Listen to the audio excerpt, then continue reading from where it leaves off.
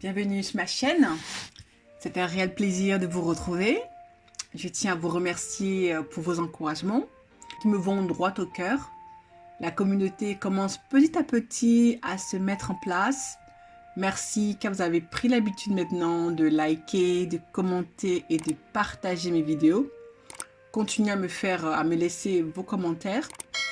Dites-moi si vous appréciez mes vidéos. Faites-moi savoir aussi si vous avez un avis contraire ou complémentaire.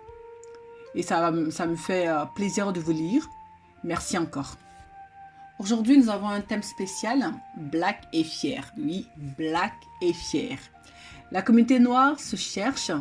Le logiciel installé dans nos cerveaux est très efficace. Et très peu d'entre nous ont pris conscience de cela et cherchent à se déprogrammer. Pour se libérer de ce complexe d'infériorité dans lequel nous sommes enfermés depuis des générations.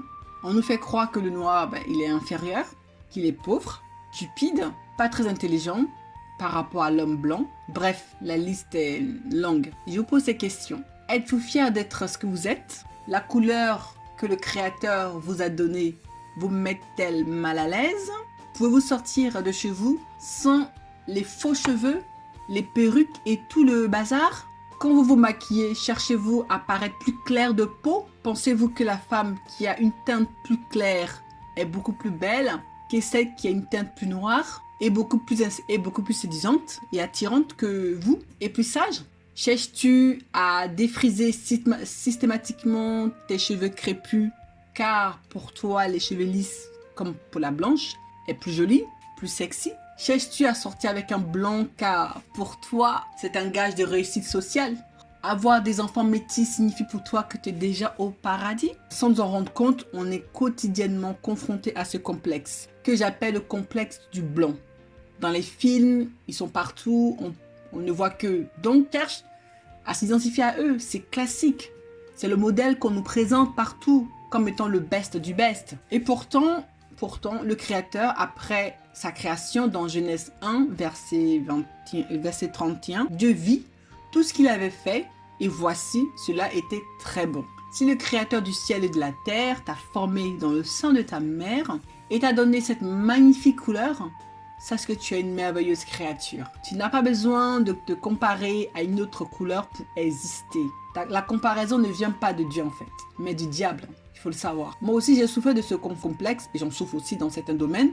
Mais je me soigne, sans forcément mettre un mot en face. Cheveux défrisés, quand j'étais petite, on me défrisait donc en grandissant, j'ai fait comme d'habitude. Les tresses, les tissages, les perruques, sans laisser mes cheveux respirer ou voir le soleil d'ailleurs. Il fallait les cacher, parce que c'était pas très beau, on trouvait que c'était crépu, c'était pas ça. Quand autour de moi aussi, les femmes noires que je rencontrais, toutes quasiment, étaient dans ce mouvement. Donc pour moi, je ne me posais pas trop de questions.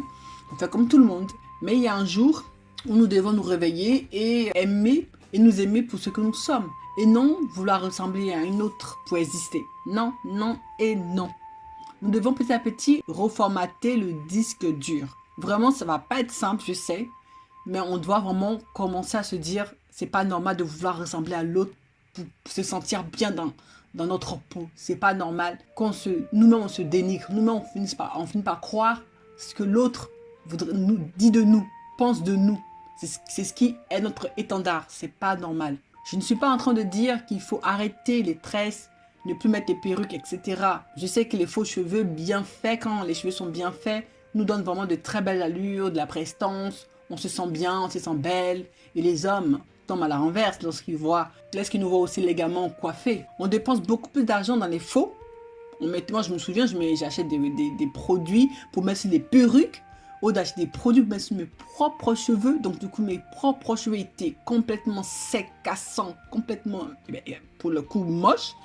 Alors que les perruques brillaient de mille feux. Non, mais c'est incroyable. Au lieu de dépenser l'argent dans le faux, je devais dépenser dans le vrai pour révéler leur beauté. Au lieu de nous cacher, nous devons nous révéler en fait. Si nous nous mettons en valeur, de plus en plus, on sera de plus en plus nous-mêmes et de moins en moins eux. Et ce sont eux qui vont commencer à nous imiter parce que on est éclatante, on est époustouflante. Ça aussi c'est une vérité. Parce qu'on copie ce qu'on voit aussi. Donc si on les copie, il ne peut pas chercher autre chose. Mais si on commence à être nous-mêmes et que plus en plus de blacks s'affirment, marchent dans la rue fièrement avec leur crinière, oui, elles vont commencer aussi à vouloir nous imiter. Oui. En tout cas, je suis super contente parce que de plus en plus, des sœurs sont dans ce mouvement de revenir à la base, d'accepter d'être elles-mêmes, ne plus être une copie de l'autre. Ce n'est pas facile, mais bien aimé, il faut amorcer le processus. Je ne suis contre aucune couleur. Pour moi, chacun devrait exister sans vouloir stigmatiser l'autre ou rabaisser l'autre. C'est mon cri du cœur. Tu es noir, sois fier. Que toi pourrais donner de la valeur à ce que tu es, à savoir une femme belle, avec une couleur pétillante, vibrante, fraîche et magnifique. Tu es une femme de valeur, une femme d'exception. Que Dieu nous aide à rééquilibrer les choses et à remettre l'ordre. Soyez bénis.